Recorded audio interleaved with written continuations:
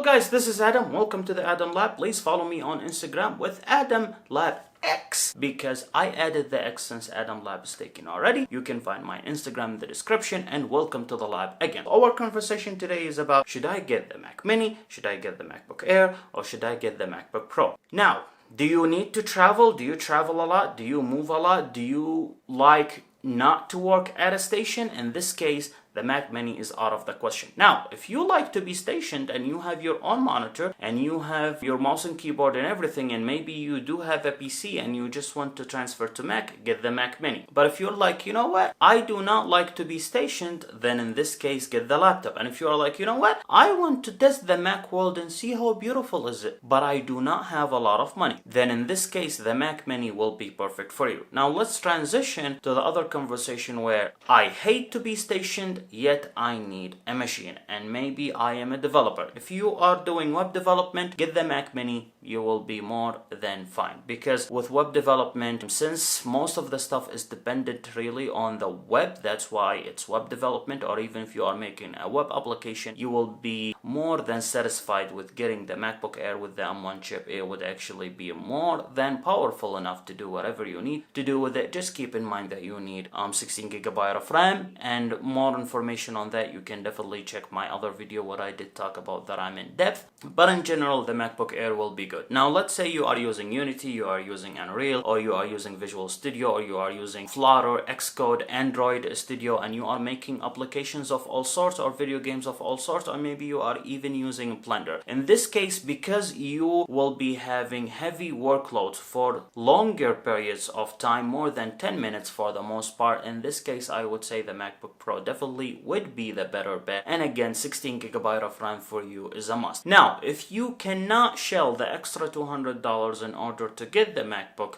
Pro and you need the MacBook Air, it's okay. Go with the MacBook Air. The MacBook Air is not a weak machine by any means. You can definitely do it, and especially if you upgrade the storage and you upgrade the RAM, it will be cheaper than doing that with the MacBook Pro. Plus, you will be having the same M1 chip, which has the 8-core GPU and the 8-core CPU as well. But the only thing that you might need to get in the future is what my 16-inch MacBook Pro is on, and basically that is a fan pad, literally any fan pad, for $10 to $20. When you are stationed, when you are at a desk, just like how I am right now, and you want to work on a station and maybe connect it to an external monitor or wherever that might be, put it on that fan pad and let the fan running, and it will cool your device, which means you can use it for longer periods of time. And that's with the MacBook Air. And honestly, I am thinking of doing that myself if I didn't end up taking the MacBook Pro. I am still hesitant and still thinking. I do have until January to decide, because since I got my 16-inch in the holiday season, I can return it until I do have until January to do that. And hopefully Apple in January would release the new 16-inch MacBook Pro. Then at that time, what I will do, I will just return this and then get the other one. But the thing is, I cannot, for example, return that and wait until January and then in January buy the new machine, because I cannot stay with a laptop for like a month or month and a half, since basically I do all my work on this machine and it is simply livelihood, and that's how I pay rent and how I can afford like buying food and such. And with that, I think now you have enough perspective about what to do if you want the Mac Mini, or you want the MacBook Air, or you want the MacBook Pro. And if you have any questions or concerns or anything that you want to be tested on the M1 chip devices, leave them in the comments. And I wish you, gentlemen,